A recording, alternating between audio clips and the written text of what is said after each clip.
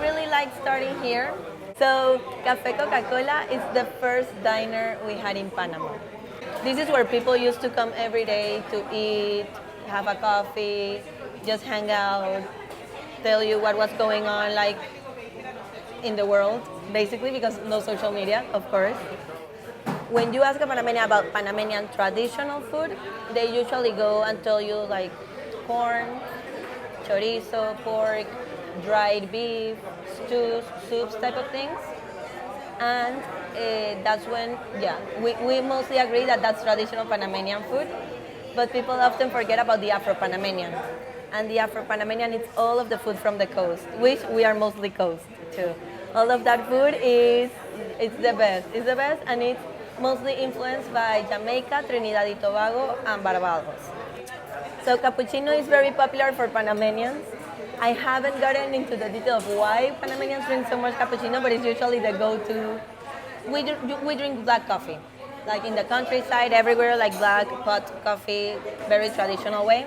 But when we go out, we love cappuccino. So here we have some of the most staple Panamanian items that we have. I think this is very popular in most of the country. Even though we're in the middle, we do not consider ourselves to be Central Americans. Our tortillas in Panama look more similar to the Colombian arepa than the Central American arepa. So if you ask for a tortilla here, people usually think that they're gonna get like the flat taco tortilla, like the Central American famous tortilla. No, it's gonna be like this. This is called hojaldra. Hojaldra is a fried bread. This actually comes from the mix between the Spanish and the black people. The flour comes from Europe, but all of the frying technique, everything that we do in America, everywhere, it comes from Africa. And usually we get all of this with something in a sauce. The most popular thing to have in a breakfast with sauce is gonna be hot dogs, stewed hot dogs.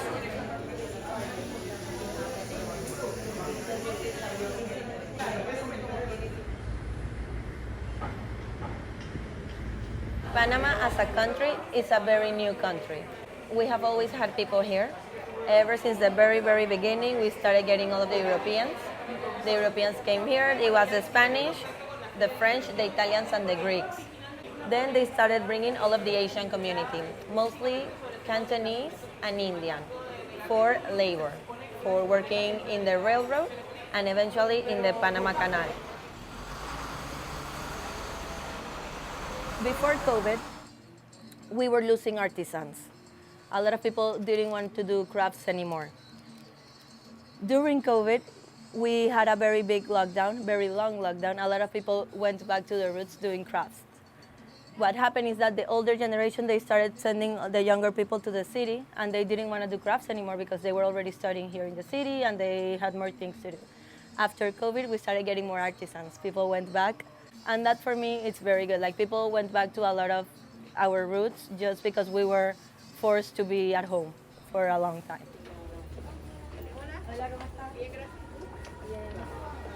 So most of the convenience stores that you're gonna find in Panama are gonna be Chinese owned. We call them chinos to the stores. So these are the stores we are used to going to. Like we have in every street in Panama, this is what we find. So if we don't have salt, usually we use soy sauce. Now, some of the staple like recipes that we have at home, like as Panamanians, is gonna be chow mein. Chow mein is very popular in a Panamanian household. It's part of the weekly meals that we have. Even if you don't have it at home, if you go to the traditional local restaurants, chow mein is always in the menu. And it's very popular for Panamanians to have like frozen dim sum also at home, or wontons, or like whatever. We always have it at home, so we always do it.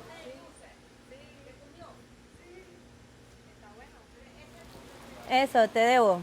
El mooncake, el pastel de la luna, 4 sumai, uno de estos,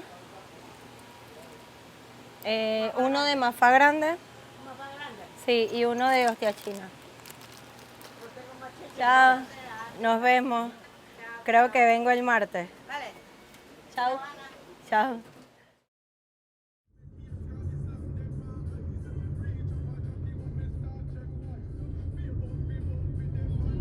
aquí en Panamá nosotros le damos muy duro a lo que es al narcotráfico. No hay tregua, como se dice, o para el narcotráfico. Aquí, político, desde la clase más baja hasta la más arriba, que esté en narcotráfico, te agarran. Están en la misma página sobre... Te agarran. Aquí no... Si el narcotráfico, el dinero del narcotráfico entra a la política, donde se den cuenta, te agarran y todos van presos. Aquí en Panamá sí le dan duro a eso. En eso sí no... Gracias a Dios que en eso sí estamos muy fuertes. Aquí sí no damos tregua con eso. E incluso hay muchos policías y políticos que están presos 40, 50 años por eso mismo. Así que en esa parte en Panamá sí estamos bien, gracias a Dios. O sea, la corrupción está en todos lados, pero se pone mano dura en Pero ese... al menos el sabor de esa corrupción es diferente, ¿no? Es el narcotráfico. Sí, exactamente, así mismo, exactamente.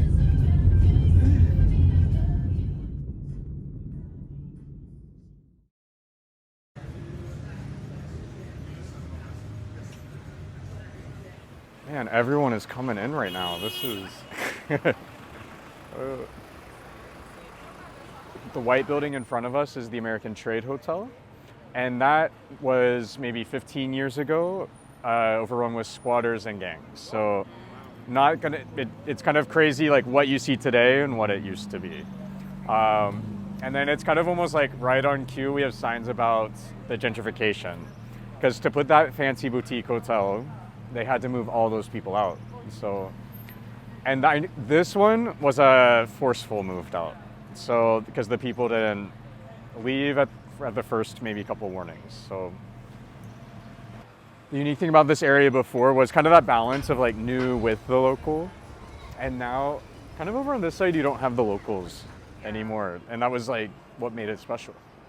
It's not as common, but it still exists, but it used to be extremely common. They were called bien cuidados. Oh my God, everyone hates them. Because they watch your car, and people say, oh, they watch it so they won't scratch it. But now it's like illegal, because the problem was so bad that the government started to make it illegal. Are these guys legit? No, he's not legit.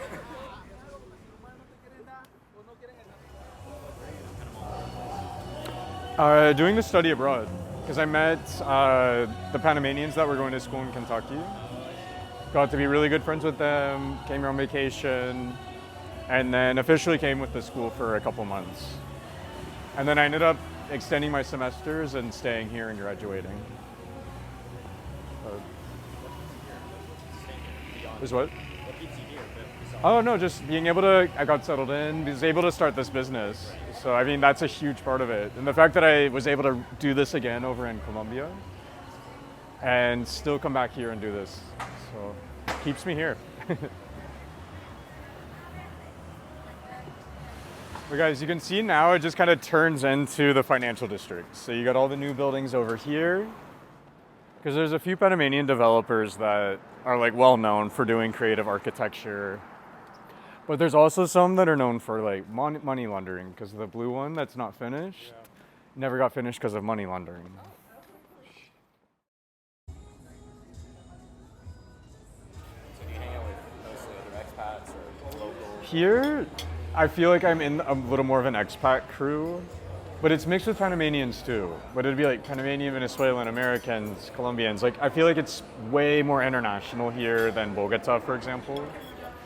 And that's kind of interesting too, because it'd be like, okay, we're at the table and everyone's from a different country. But in Bogota, I do feel like I have more Colombian friends, because it's just not the expat select, like people don't choose it as much. What does home mean to you now? I don't know, it's between here and Bogota. So my new life is over there, but I think I'm always gonna have my life here too.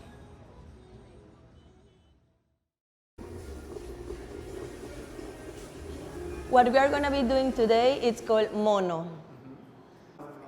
All right, so mono, which translates to monkey, of course, is not actual monkey. It's a very popular dish from Chiriquí, which is a province, una provincia that we have here in Panama. And it's not called mono because it has monkey in it. It's just like a complete meal that it's folded in Viejo leaves or banana leaves. And what they do is that the workers, when they go to the field, they take these meals already wrapped in this leaf and they hang it on the trees so they stay warm and away from the ants. So it's called monkey because it's like hanging everywhere. So that's why we call it monkey. So basically we're gonna be doing rice with wandu, chuleta pork chop, in the red sauce you had yesterday as well. We're gonna be having plátano en tentación, which is a sweet plantain side dish. So these three are gonna be wrapped in the plantain leaf. Then we are gonna be doing, as an appetizer, carimañola de queso, which is a yuca croquette type of thing filled with cheese. And as a dessert, we're gonna be doing something we call golleria. Golleria is a traditional, like a vintage recipe. Nobody does it anymore. Very easy, only 3 ingredients. And lemonade, you're also gonna be doing lemonade. This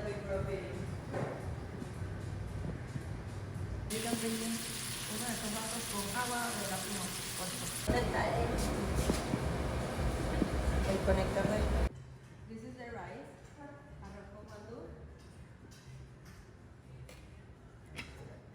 So as a very new country, we have never actually talked about our culture, our food, our things.